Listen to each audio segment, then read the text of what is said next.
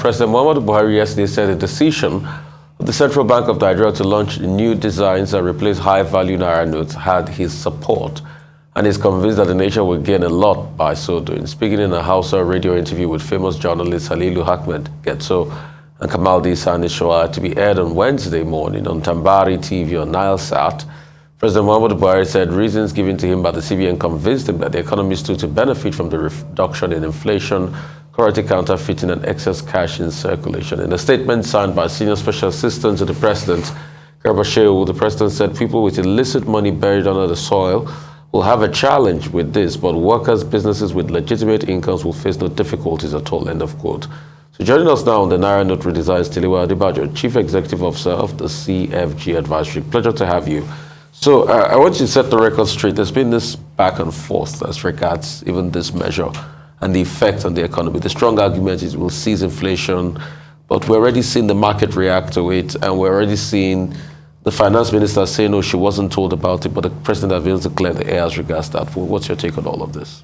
Well, first of all, let me congratulate Arise News on your award. Thank you, sir. It's very well deserved. Thank you. Yes, I think the dust is finally settling on this, and I think it's important that we begin to filter the realities that we're going to face with what is happening. This is not in isolation with the economy, or at least now the presidency has come out saying that they had the backing. I think earlier this morning I was listening to the program, and I think Dr. Abati clarified the relationship of this Ministry of Finance with the central bank, so there's no point to repeat that. I think the lines are clear in terms of reporting. Now that the president has said he has his backing to do what they want to do, then it's a question to understand what really is the challenge of the economy. You are looking at money supply of about 44 trillion, and you're understanding that the ways and means financing is 21 trillion. So half of the ways and means financing is another half of about 50% of money supply is what is in ways and means. So that means that that's a major significant pressure on money supply. And it is also important to understand that some of this ways and means financing, when you include that to the intervention funds that they've done with the anchor borrower schemes and the rest of the interventions in the health sector and other sectors, some of these funds are eventually going to find their way into the system. So there's a significant amount of cash out there that needs to be brought under control. And I believe that the most important topic I've seen was last Friday, you had the Director of Currency Operations and the Director of Monetary Policy here. And what the Director of Monetary Policy said was that the signaling is become ineffective because there was so much cash out there that when they signal the market to target the OBB, that's the open buyback, and the treasury bill rates in order to lower or increase interest rates, it wasn't working. And he already said also that the volume of cash has doubled over the last 10 years, from about 1 trillion to about 3.5 trillion. So basically, it seems to be that their cashless policy and their digital payment strategy was not working. So clearly, they had to do something radical to curtail this, and I think that is really what we're seeing. Well, I mean, so many views have been expressed about this. Some people are saying that it's as a result of this policy that the Naira is now going through serious depreciation in the parallel market. The parallel market now jumped from 780 Naira to the dollar. Now it's about 800 Naira to the dollar. And I was having a conversation with Dr. Chizia yesterday on another program. And he said, well, the Central Bank of Nigeria does not recognize the parallel market. But that parallel market exists. And some people even argue that that is where you get the real value of the Naira. So this depreciation that we're witnessing, is it likely to be short-term, medium-term, or long-term? It's a very good question, and I think that there's no doubt the fact that this announcement has had a direct impact on the foreign exchange markets, especially the parallel markets. And in Nigeria, you ignore the parallel markets at your peril because it's a real market, and a lot of people who can get the exchange at official rates are actively patronizing that market. So we've seen the fact that that has directly impacted that market, and that's why a lot of people are speculating that people who have huge amounts of Naira are trying to move into dollars, hold dollars in a position, and at a later point in time, when the new currency comes out, they'll move back into Naira.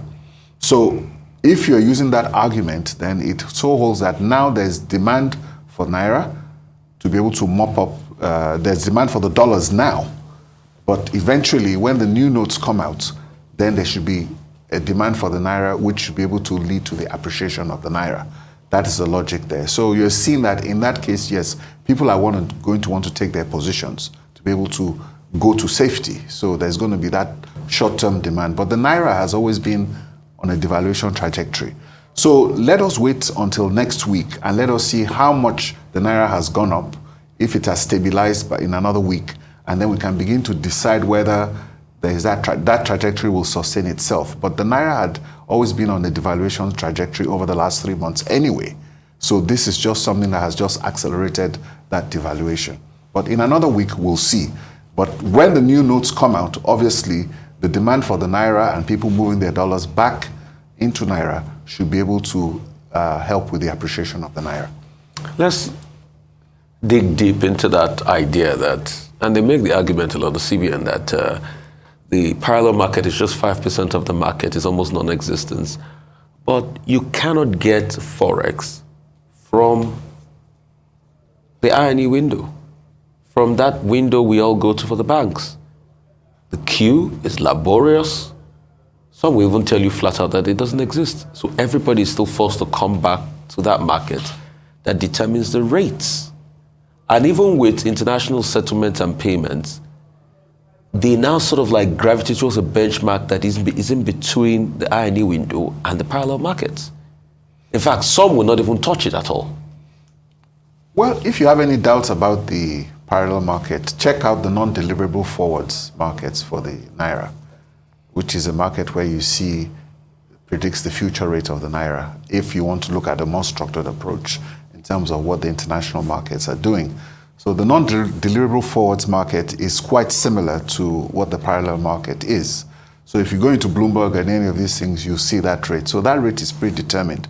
And don't forget, we have about between $25 to $30 billion of diaspora remittances that comes into this country every year. And most of that money is not going through the central bank or through the interbanking system. It's coming directly through the parallel market. So there's a significant amount of money that comes here. So people sending money from the diaspora, why would you go and change it at 400 when you can go and change it at 800 on the parallel markets? So there's a 400 Naira spread now. So if you had $100 or $500, would you go to the bank and change it at 400 or go to the parallel market and change it at 800? Of course you would use the parallel market. Okay, there have been many reactions to this policy. The most recent that I have seen has been the reaction of Sheikh Ahmad Gumi, saying that this is economic kamikaze, that the government that's in the throes of so many challenges should not go further to commit economic suicide, because in his view, as has been quoted in the papers, kidnappers will now begin to ask for ransom in dollars. Well, people already use dollars within the economy in any case. And there are many who are calling for the sack of the governor of the central bank, saying that he has gone beyond his brief.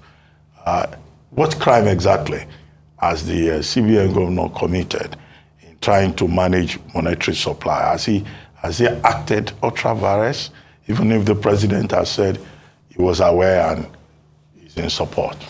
Well, in this particular situation, as you can see, the presidency has come out and given the central bank the backing that it did seek and obtain its approval.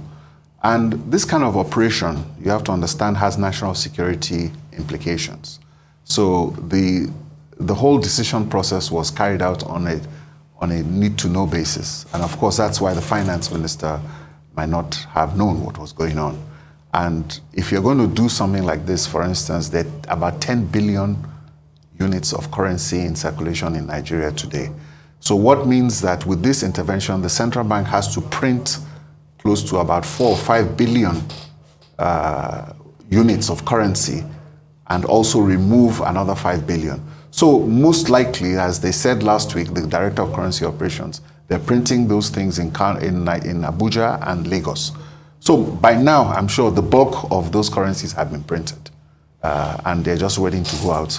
In response to the Sheikh, I think it's a political economy. So we have to appreciate that in a political economy, there will be slants to any decision. And obviously that is his own opinion, and he's looking at it from his own perspective. But it's important that we filter the noise and understand exactly what this policy is.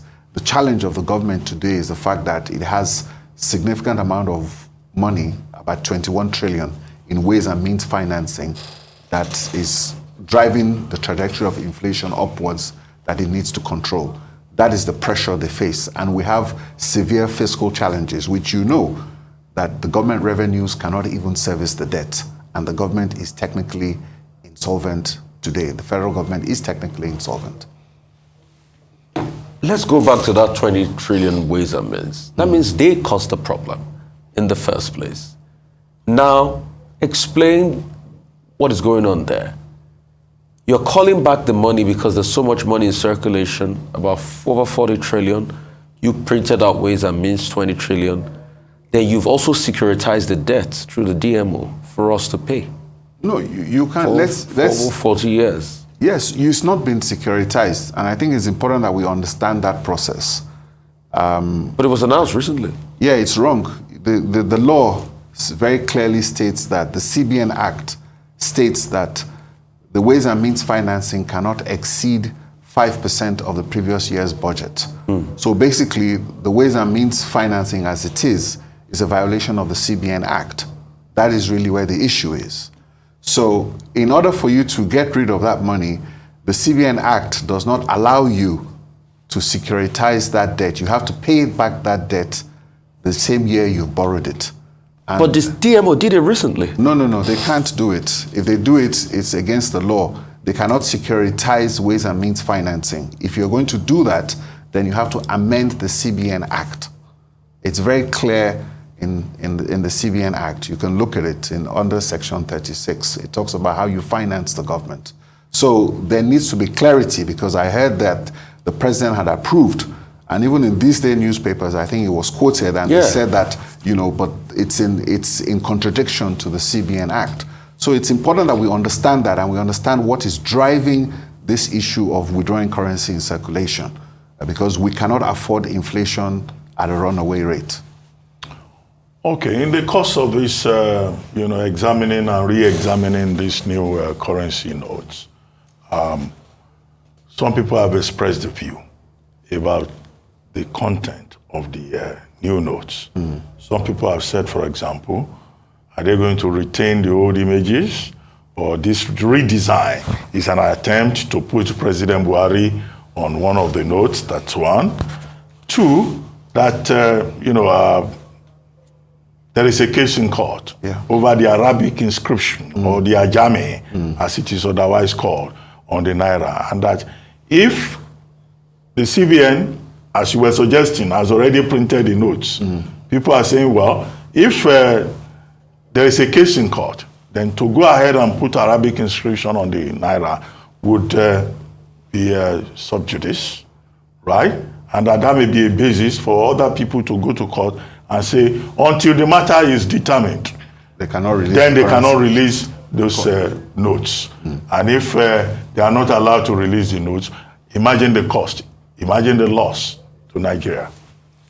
You've raised a very valid point, and I think, of course, that is where you find that Nigeria there's politics, it's a political economy, and obviously people are concerned that, you redesigned the notes. How did you decide who was going to be on it? Are you retaining this? So all those things, we are going to have to wait until it comes out. But you raise a very valid point about a case being in court on the method of inscriptions.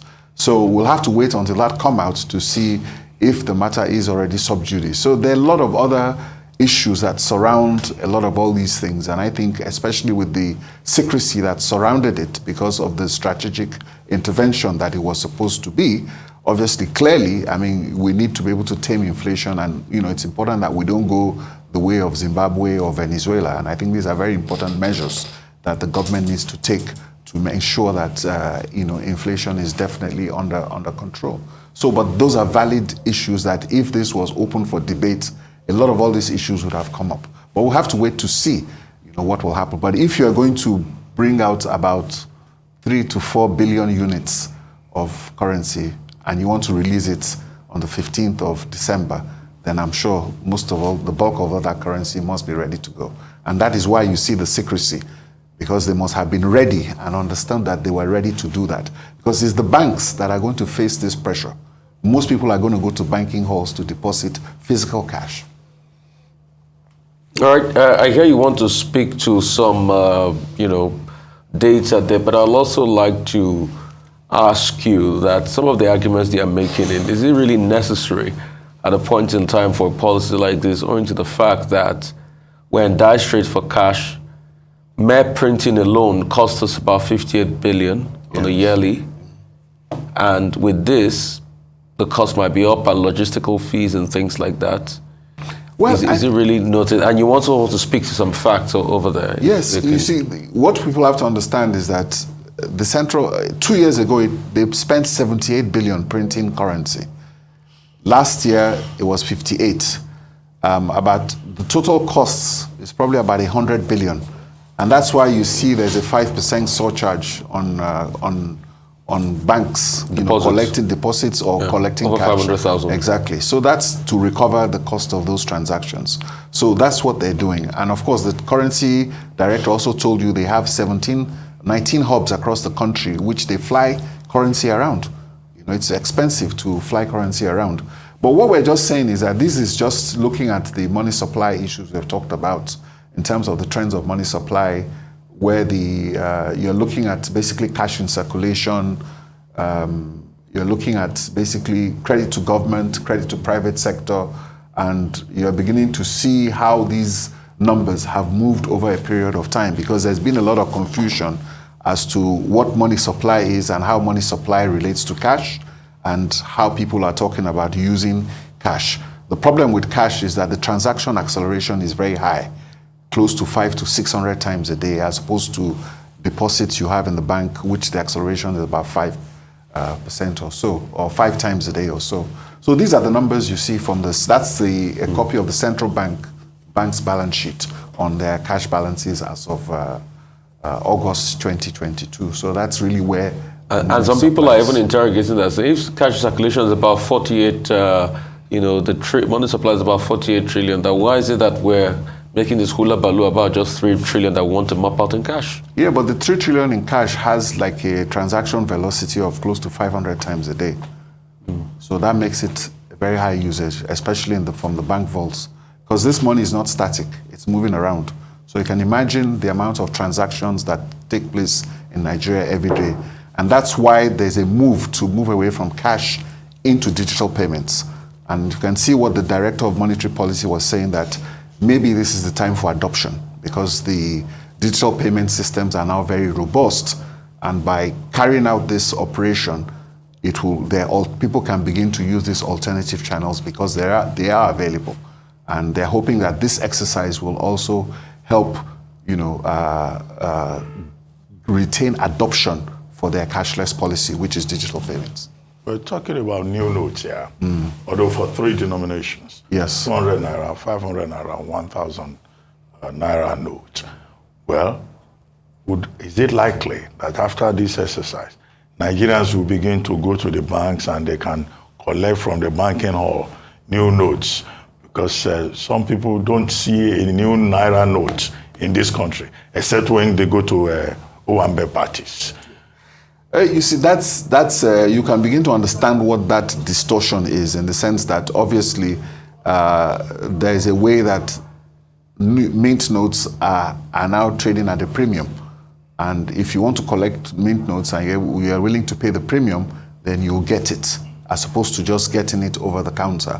So that's a big challenge, and that problem remains. And I think it's just a question of getting the central bank and the banks to agree that they need to remove this sort of operational bottlenecks, because it's a distortion. Yeah, because for you to buy 20,000 naira new notes, you pay 30,000 naira. So in real terms, what you are getting is really 10,000 naira. Yeah, so there is that premium on new notes. So that's the challenge. Right, but we're looking at all of this on financial adoption vis-a-vis a low number of adult population that own banking accounts. Yes, and I think that's the challenge you're looking at, which is financial inclusion. About 10 years ago, 70% of Nigerian adults did not have bank accounts. Today, maybe about 50% of the adult population don't have bank accounts. And that's why you're seeing the request for the proliferation of these POSs. Now you see POS kiosks all over the street corners in Nigeria, in markets and all that. That is the agency banking in order to help to, with this financial inclusion. So if 50% of your population don't have bank accounts, then your digital banking or your cashless banking is not going to work, because half your population are still heavily dependent on cash. And that is why we're still a largely dependent cash economy. And we have a big informal sector. You have traditional markets who still depend on cash. So hopefully with these exercises that the central bank is doing with agency banking, POS, and mobile money also with the mobile phones. As you said earlier, there is more penetration with mobile phones, over 100 million Nigerians. More Nigerians have mobile phones than bank accounts. So hopefully, if they can push the banking transactions onto the mobile phones, you can improve financial inclusion. So that is also where we have the challenge. Is that why the transaction goes up to over 200 trillion? In the digital payment space? Yeah, digital payment space. Yes, but don't forget that's also a transaction accelerator, because yes, digital payments are still have established in Nigeria. But the fact is that you can only do digital payments if you have a bank account. And that's why you have those POS agents. If I want to do a transfer to you now, you give me your account number and I put it on my phone and I do a transfer to you. But if I don't have a bank account, then there's a disconnect. And you still have half of your population that don't have bank accounts. And that's what we really need to resolve.